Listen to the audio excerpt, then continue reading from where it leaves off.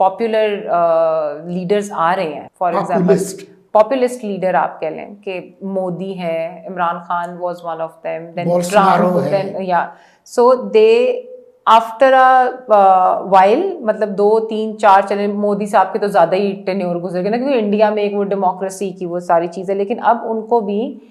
face करनी पड़ रही हैं चीज़ें कि उनसे हुकूमत नहीं बन रही,